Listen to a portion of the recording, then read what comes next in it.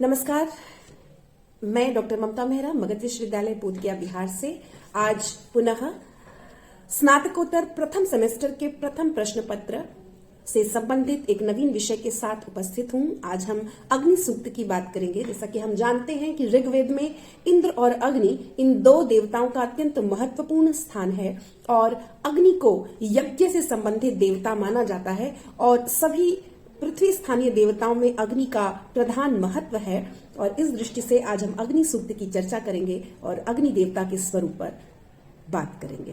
तो आरंभ करते हैं। ऋग्वेद में अग्नि देवता अत्यंत महत्वपूर्ण स्थान रखते हैं और इंद्र के बाद सर्वाधिक सूक्तों में जिस देवता की स्तुति ऋग्वेद में प्राप्त होती है वह अग्नि देवता है। ऋग्वेद में लगभग 200 सूक्तों में अग्नि देवता की स्तुति हमें प्राप्त होती है और इस दृष्टि से यह अत्यंत महत्वपूर्ण देवता के रूप में वहां पर परिगणित है। यदि ऋग्वेद के प्रथम मंडल के प्रथम सूक्त की बात करें तो वह भी अग्नि देवता को समर्पित है और ऋग संहिता का प्रथम मंत्र ही अग्नि देवता के प्रति कहा गया है। अग्निमीडे पुरोहितम यज्ञस्य देव ऋत्विजम होतारम रत्न धातमम। यह प्रथम मंत्र है ऋग्वेद का और यह अग्नि देवता को समर्पित है और उसका प्रथम पद भी अग्निम ही है।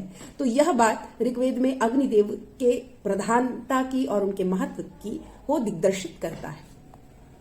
अग्नि का अर्थ क्या है? यदि इस बात पर हम विचार करें तो अग्नि वह देव है जो कि यज्ञ में प्रदान की गई हवियों को तत्त देवताओं के पास पहुंचाते हैं। यानी अग्नि हवि के संवाहक के रूप में कार्य करते हैं। जो यजमान की जो समर्पित हवि है उसको जिस देवता के निमित्त यजमान ने समर्पित किया है यज्ञ में उस देवता तक पहुंचाने का काम करते हैं।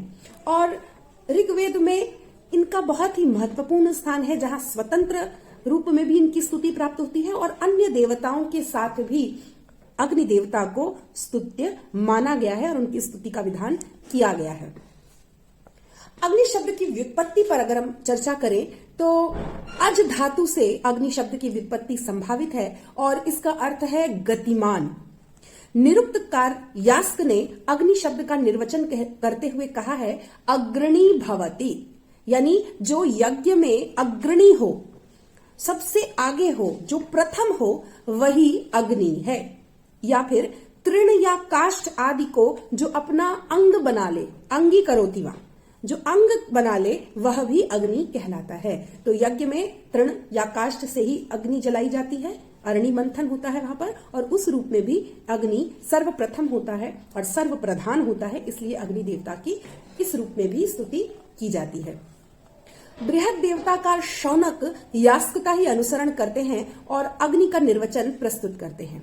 स्थौलाठीवी नाम के आचार्य के अनुसार यह अक्नोपन होने के कारण स्निग्ध नहीं करता है, अर्थात सब रसों को शुष्क करने वाला है, रुक्ष कर देता है, इसलिए अग्नि कहलाता है। मूल रूप से हम समझें तो यज्ञ का जो प्रधान देवता है, जो अग्रणी यज्ञ में होने के कारण वह अग्नि कहलाता है और यह यज्ञ में प्रधान देवता होता है। और ऋग्वेद में लगभग 200 सूक्तों में इस अग्नि देवता की स्तुति हमें स्वतंत्र रूप से प्राप्त होती है। अब अग्नि की उत्पत्ति के विषय में अगर चर्चा करें तो ऋग्वेद में अनेक स्थानों पर अलग अलग रूप में अग्नि की उत्पत्ति को बतलाया गया है। जैसे अप, त्वष्टा, उषस, द्यावा, पृथ्वी और विष्णु को भी अलग अलग स्थानों पर अग्नि का उद्भावक माना गया है। कहीं पर दो अरणियों के घर्षण से भी, लकड़ी के घर्षण से भी अग्नि की उत्पत्ति को बतलाया गया है। अरणियों में जो ऊपर वाली अरणी है, यानी दो अरणी होगी, एक नीचे और एक ऊपर, तो जो ऊपर वाली अरणी है उसको पति और जो नीचे वाली अरणी है उसको पत्नी कहा गया है। ऐसा भी वहां पर कई जगहों पर प्रसंग में उदाहरण प्राप्त होते हैं और इनके संयोग से शिशुवत अग्नि की उत्पत्ति मानी गई है। अग्नि को 10 युवतियों से उत्पन्न भी माना गया है और ये 10 युवतियां मनुष्य के हाथों की 10 उंगलियां हैं। ये 10 उंगलियों से मिलकर के भी अग्नि की उत्पत्ति मानी गई है क्योंकि इन्हीं 10 उंगलियों से रगड़ करके अरणि का मंथन करके अग्नि प्रज्वलित होती है। अग्नि को सहसः पुत्र भी कहा गया है, क्योंकि अग्नि को उत्पन्न करने के लिए एक सहस यानी एक शक्ति की आवश्यकता होती है। तो वह जब घर्षण में जो शक्ति लगती है उसका पुत्र भी अग्नि को माना जाता है। तो वेदों में अग्नि की उत्पत्ति के बारे में अलग अलग व्याख्यान और कई कई स्थानों पर अलग अलग कथानक भी उपलब्ध होते हैं, जिनके माध्यम से अग्नि की विभिन्न प्रकार की उत्पत्ति मानी जाती है। लेकिन मूल रूप से अगर हम देखें तो यज्ञ में भी अरणि मंथन की प्रक्रिया के द्वारा अग्नि को उत्पन्न किया जाता है।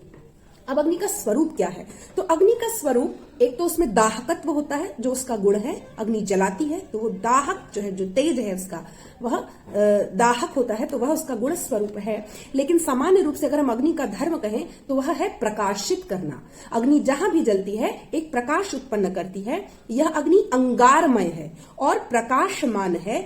और ऋग्वेद में इस अग्नि को घृत लोम, घृत पृष्ठ, घृत प्रतीक, मद्र जिह्व, शौचिक कोश इत्यादि अनेक अनेक नामों से, विशेषणों से संबोधित किया गया है। घृत मतलब घी, क्योंकि यज्ञ में घी के द्वारा ही अग्नि को तेज किया जाता है, उसकी लौ को प्रज्वलित किया जाता है, इसलिए उसको घृत पृष्ठ यानी घी के पीठ वाला, घी की जीभ वाला, घी के लोमश वाला माना गया है। तो इस प्रकार से अग्नि की उत्पत्ति में घी के महत्व को बताते हुए ये विशेषण दिए गए हैं।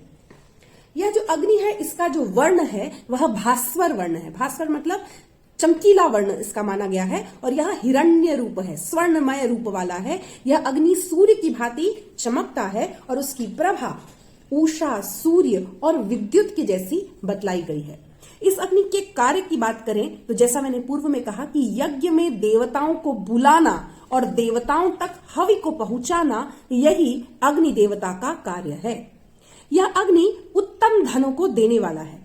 अग्नि के माध्यम से ही यजमान को पुष्टि, यश, वीर और पौत्र पौत्र आदि की प्राप्ति होती है।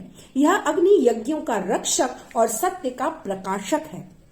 यह अग्नि कर्म फल को प्रदान करने वाला है। अग्नि स्वयं प्रकाशित होकर रात्रि को भी प्रकाशित करता है और सर्व प्रकार से यह अग्नि कल्याणमय स्वरूप वाला है। यह एक पिता की भांति अपने पुत्र के कल्याण की, अपनी संतति के कल्याण की भावना रखता है। और जिस प्रकार से ऋतु और युद्ध कर्म इंद्र के अधीन है, उसी प्रकार से आर्यों के सारे कृत्य यानी यज्ञ याग आदि अग्नि के अधीन होते हैं। इस अग्नि के संबंध में कहा गया है कि यह यज्ञ कर्म का साक्षी होता है और केवल उसका ही फल देवताओं के पास पहुंचता है, जो अग्नि के माध्यम से यज्ञ कार्य को संपन्न करता है। यह अग्नि जो है यज्ञ के प्रत्येक रहस्य को जानता है, इसीलिए इसे जात वेदस कहा जाता है। तो ये अग्नि का एक महत्वपूर्ण विशेषण है। कई बार परीक्षाओं में ये आता है कि अग्नि के अनेक नामों में से कौन सा नाम सही है या कौन सा सही नहीं है। तो अग्नि के अनेक नामों को भी हमें जानना चाहिए, और इसको पुरोहित भी कहा जाता है। और अग्नि जो है वह सभी प्रकार के सुख समृद्धि को देने वाला है, प्रदाता है। इस अग्नि का प्राकृतिक आधार भी वेदों में बतलाया गया है। हमारे सम्मुख अग्नि के मुख्यतः 3 रूप दिखाई देते हैं, जिसको हम काष्ठों से उत्पन्न अग्नि कहते हैं, जो कि दावाग्नि होती है। जलों से अग्नि जो उत्पन्न होती है उसको हम वडवाग्नि कहते हैं, और द्युलोक से जो उत्पन्न होती है उसको विद्युताग्नि कहते हैं। तो विद्युताग्नि यानी जिसको हम आकाशीय बिजली कहते हैं, वह भी अग्नि का ही एक स्वरूप है। और कई बार जो हम देखते हैं जंगलों में आग लग जाती है तो वो दावाग्नि होती है, और जो जलों में, समुद्र में जो आग लगती है उसको हम वडवाग्नि कहते हैं। तो सामान्य रूप से जगत में हम इन 3 प्रकार की अग्नियों के स्वरूप को देखते हैं। यद्यपि जलों के संघर्षण से अग्नि की उत्पत्ति नहीं होती है, तथापि वडवाग्नि को ही संभवतः अप से प्रादुर्भूत यानी जल से उद्भूत अग्नि कहा जाता है। सामान्य रूप से हम नहीं देखते कि समुद्र में आग लग जाए, लेकिन उसका एक स्वरूप वडवाग्नि के रूप में माना जाता है। और यह जो वडवाग्नि ही है यही जल से प्रादुर्भूत अग्नि है, जिसकी चर्चा हमने हिरण्यगर्भ सूक्त में भी की थी। तो बादलों के परस्पर टकराव से जो अग्नि उत्पन्न होती है उसको हम विद्युत अग्नि कहते हैं, जिसको हम बिजली, आकाशीय बिजली कहते हैं। और यह भी जलों से ही उत्पन्न होती है, क्योंकि जब घने बादल, काले वर्षा वाले बादल वहां इकट्ठे होते हैं तभी ये बिजली उत्पन्न होती है। और बादल भी जलों का ही रूप है, यह सब हम जानते हैं। तो इस प्रकार से वैदिक युग में भी जो अग्नि देवता का प्राकृतिक आधार है वह जलयुक्त ही माना गया है, और वहीं से यह सभी इसके स्वरूप दिखाई पड़ते हैं।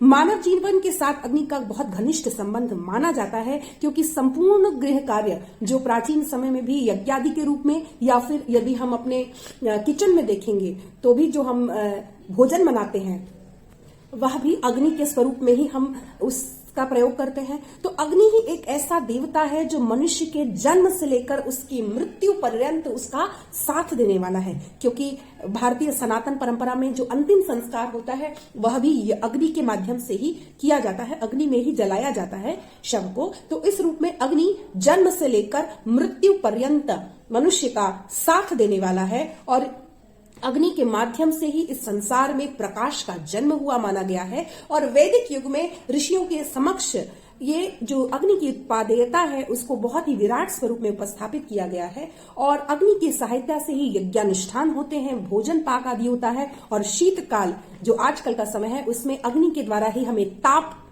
की भी प्राप्ति होती है। तो उस शीत से रक्षा के लिए भी हम अग्नि का प्रयोग और उसका सहारा लेते हैं। तो इस प्रकार से मानव जीवन के साथ इस अग्नि का बहुत ही महत्वपूर्ण संबंध है, और इस चीज को जानते हुए इस प्राकृतिक तत्व अग्नि का स्वरूप और उसकी स्तुति, उसका वंदन वैदिक ऋषियों ने अपने मंत्रों के माध्यम से हम सभी के समक्ष उपस्थित किया है, जिसको अध्ययन और जिसका अनुवर्तन करना हमारे लिए बहुत ही आवश्यक प्रतीत होता है।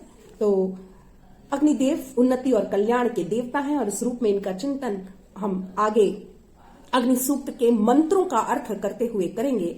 इस वीडियो में इतना ही। अग्नि के स्वरूप, उसके वैशिष्ट्य और उसकी महत्ता का हमने यहाँ प्रकाशन किया। अब अगले वीडियो में अग्नि सूक्त के मंत्रों पर हम चर्चा करेंगे। धन्यवाद।